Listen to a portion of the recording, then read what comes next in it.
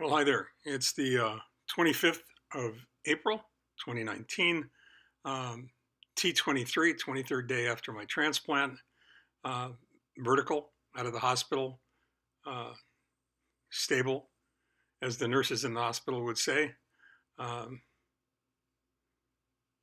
taking nourishment, able to complain, which is all good. I'll, I'll take it in preference to where I was before, trying to figure out how or if my beard is going to grow back and what it's going to look like if it does, and whether or not I'm going to leave it or I'm going to shave it, because right now it's pretty strange, um, as is parts of where my mustache has shed and my head. Uh, but, all in all, if you're on this side of the grass, you got nothing to complain about. So I'm not going to complain. Uh, talking, one of the things that's really amazing is that when I started thinking about doing this blog and when Brett asked me to do it, God bless him for doing that, really didn't know what that, I really didn't know what I was going to talk about. I really had terrible, terrible misgivings about being able to sustain uh, something like this for any length of time. And yet I keep finding things to talk about. And there'll be more.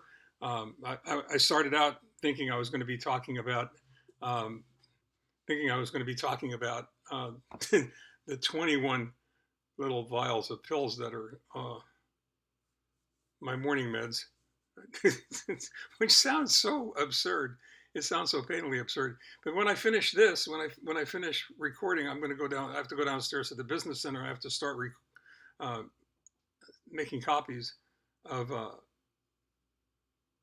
of the hospital's template and try and adjust that so Leslie and I can make it work for ourselves, because quite frankly, their template's designed to work for them, and it does a very good job of doing that. But for normal people like Leslie and me, it's really incredibly complicated, and it creates stress and tension sometimes because, um, as an example, I missed a pill this morning that I should have taken. Um, it was no big deal in the great scheme of things. I was able to take it later, but it still adds tremendous amount of anxiety to your life when you do that, because you think, oh my God, I'm going to die if I don't take all of this stuff, because they wouldn't give it to you if there wasn't a reason for it. And it's a lot of stuff. But yesterday, when we were talking, when I was when I was talking, one-way conversation, but when I was talking about man's search for meaning, it was really interesting. When that book came out, it was in the 60s, or at least I think it was in the 60s. I'll have to go look it up to find out. But it came out as a um, it came out as two books sold as one. Man's Search for Meaning was half of the volume. The other half was a book called Psycho-Cybernetics by a psychologist um, who was also um, survived the Holocaust, named Dr. Maxwell Maltz, if I remember correctly. And what Maltz was a plastic surgeon. He wasn't a psychiatrist, if I remember correctly. He was a plastic surgeon. And and what happened with Maltz that was so fascinating was uh, he would perform operations on people, and people that were particularly disfigured, um, cleft palate, I mean, all kinds of different things uh, that scarred them both physically and mentally. As far as their sense of who they were, their vision of themselves was concerned. And he started to become he became fascinated um, by the people and the way they reacted, because there were some people whose lives were transformed almost instantly. They'd come out of surgery, they'd take the bandages off, they'd look in the mirror, they didn't look like they looked before, and it changed their lives in dramatic and positive ways. And there were other people that who literally remained precisely the way they were before they had surgery. It made no difference whatsoever in their psyche, in their sense of self, in their vision. Um, and he started to study that more and more, and he started to figure out what that was all about. And what he came up with was really the first personal development book that I'm aware of, um, suggesting that you become who you think you are. And if you think that you're scarred and disfigured, then you're scarred and disfigured, whether the scarring and the disfigurement has gone away or not. Um, and if you think about that for a second, that's really insanely profound. I mean, that you could be um, you could be grotesquely disfigured, have a plastic surgeon come in, um, turn around, uh, do surgery on you, correct the disfigurement, wake up and be completely unchanged. I mean, it really makes no sense at all, and yet it makes all the sense in the world. And I think that has a lot to do with positive attitude. It has a lot to do with things like that. Um, and I think to some degree it had to do with my ability to sustain myself and come through this particular ordeal um, as well as I have. And I think I've come through okay. I mean, I think I'm all right. Uh, and my guess is that if you think you're all right, pretty much you're all right. Um,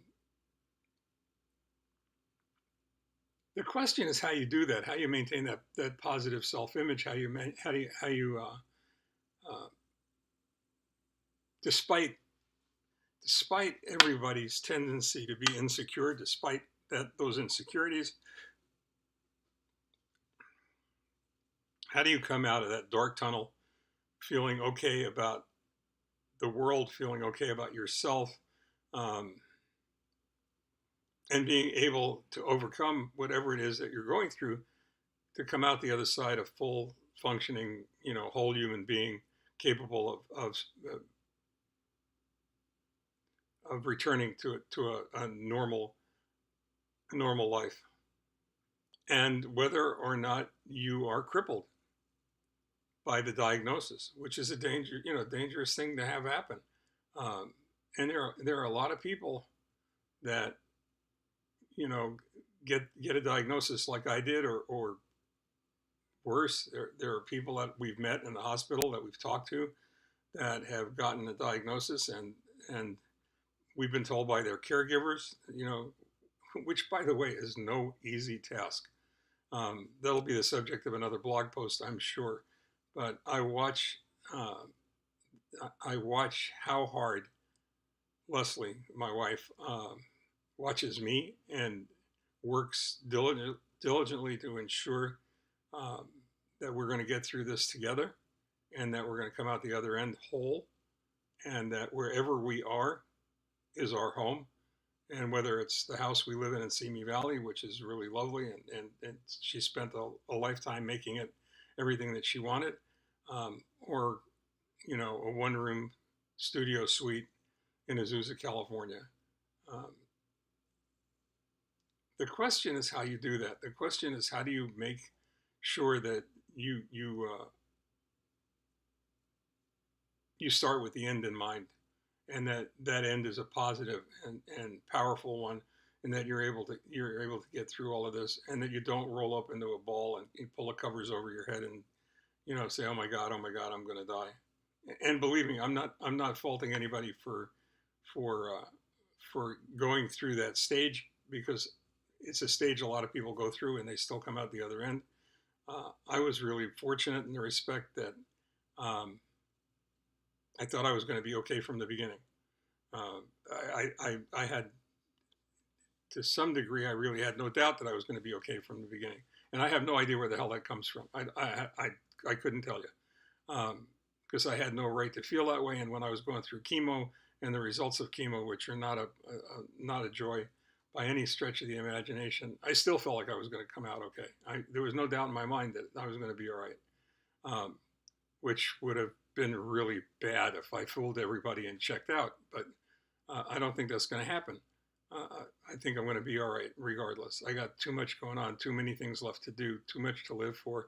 A brand new grandchild that's coming in September, and we're going to go for our childhood immunizations together if this all works out the way it's supposed to, which will be great to watch the pediatrician when the two of us walk in the door for shots.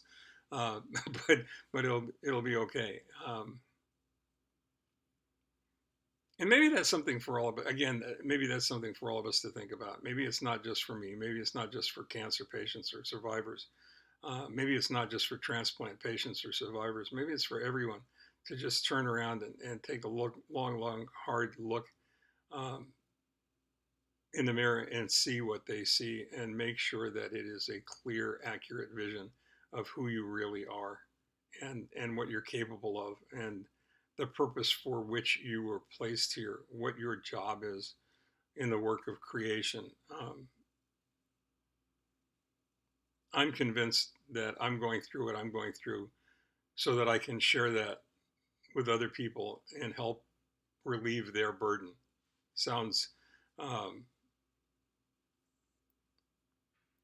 maybe sounds a little bit pompous, or it sounds um, I don't know what it sounds, but the bottom line is that's truly how I feel. I feel like that's my job from now on.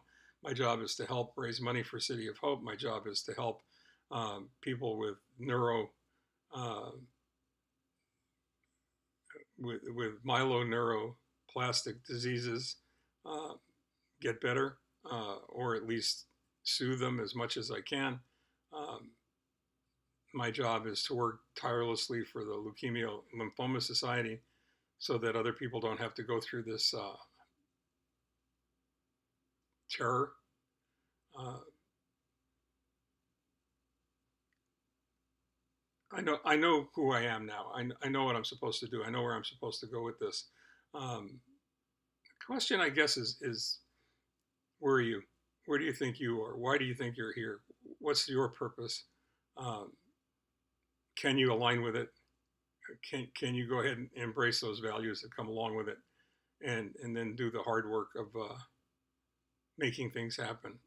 And I'll leave you with that. And maybe we'll talk about pills tomorrow, and it'll be a lot more fun, and it'll be a lot easier as you see my little soldiers line up on the counter. Until that time, stay well, take care. Uh, God bless all of you. Love you. Bye bye.